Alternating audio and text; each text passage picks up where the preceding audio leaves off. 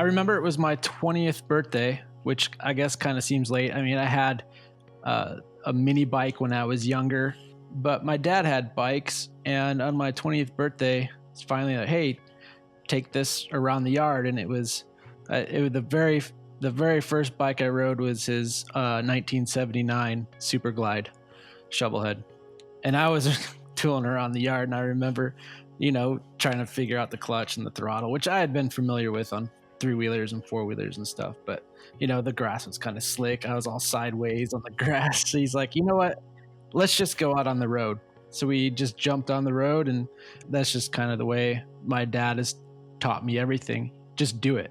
There's really no instruction. Just jump right into it. We lived out in the cornfield, so there wasn't too many curvy roads, but he found the curviest roads he could take me on the first ride. I remember being absolutely terrified and then getting off and just thinking that I don't ever want to stop doing this. I love this feeling. So from that point on, I was just absolutely hooked. I'm Josh Kurpius, photographer at the Harley-Davidson Motor Company in Milwaukee, Wisconsin. My very first bike that was my own is a 1977 Sportster Ironhead, which I still ride. It's my daily rider. I started with a pile of parts and put it together with the stuff that I had available to me. Some friends threw in some parts like the handlebars and a rear fender and a front end, and then I pretty much made everything else and really didn't have a clue, but that was the learning process. And by the time I was done, I was like, well, I built the entire thing. So if something happens when I'm on the road, I'll know right where to go. I'll know how to fix it. And I just kind of went through a tough period of time coming out of college. And it was the point where I just got on my bike and I just started riding.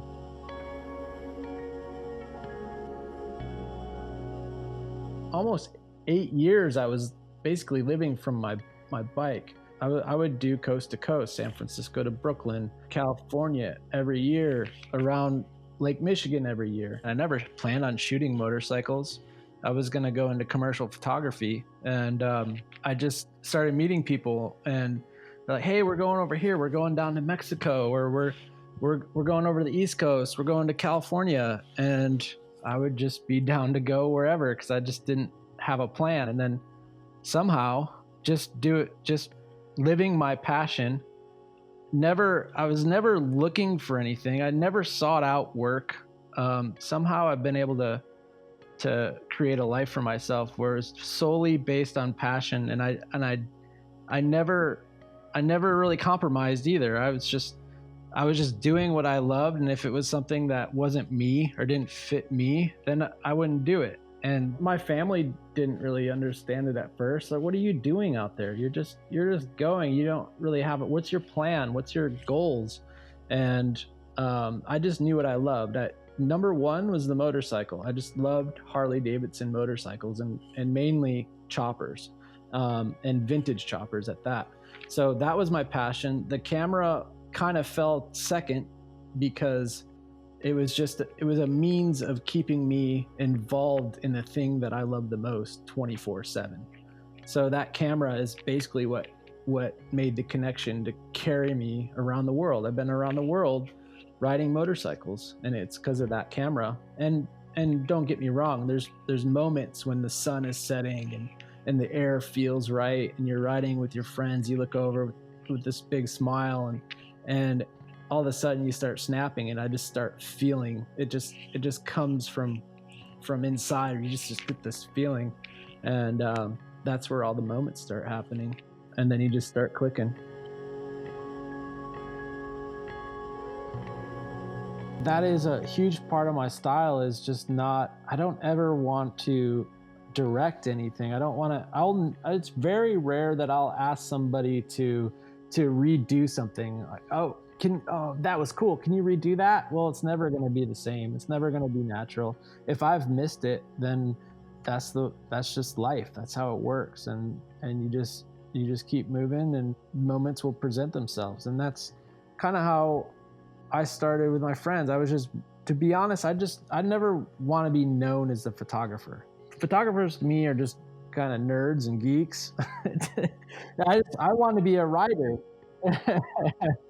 For me, if I'm respected as a writer, that's where then I can shine, because they respect me as one of them.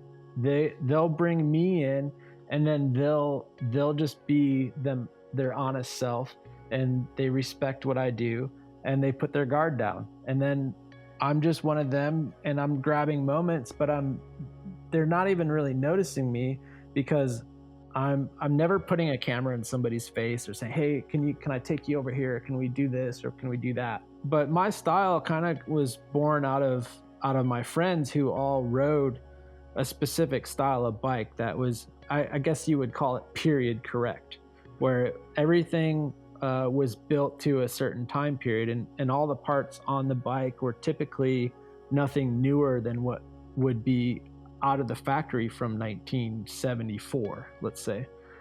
So you would look at the bike, and it would just have that, it would already inherently have that look of a different time period, because nothing on that bike was newer than 1974. And then they themselves had a dirty, gritty look that just was timeless, or it fit that 70s time period. So then when you get them out in the desert or in a location that kind of fit that same time period, then it was like, it was money. I want stuff to be timeless.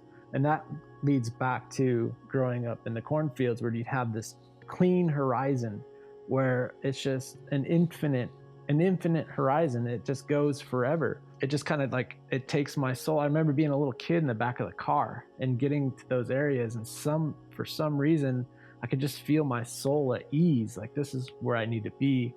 So my photographs kind of reflect that, where there's just this open expanse, and there's nothing that's really tying you to a specific time period other than the bike itself.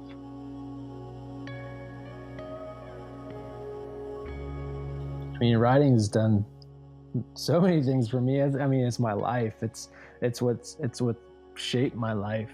I knew from the first time I rode a motorcycle that this was going to be my life. I knew I couldn't do anything else. And I was somehow just fortunate enough to find my way through it and make a living at it somehow. But actually for me, and it fits this time right now, it's just the solitude. Even when you are in a pack, you're still in your own little bubble, and you can just let your mind go. You could just disappear into your thoughts, and you just yeah, I mean, it's probably cliche to say all that, but I mean, it's the truth. And then for me, it's always that time of day too, when the sun is setting, and that 90-degree air is now turning into 75-degree air, and you hit a little creek. You dip down into where there's a creek, and you feel that cool air, and the smells, and all your senses just kind of come alive when you're riding a motorcycle. I mean, your senses have to be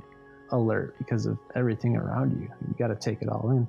I guess that would just be something that's simply said is, I guess, freedom. It's cliche. I know it sounds that way, and a lot of people say it, but it is the way it is. It's freedom to take in the world the way you want to take it in, and you can kind of lose yourself, or you can enjoy it with other people around you, and there's no end to it. There's so many beautiful places in this world that you can explore, and you can see it and feel it in a whole different way, that some element of risk and excitement, and it just hits every sense, and you're super aware, and it's just an undescribable feeling. And that's why I ride.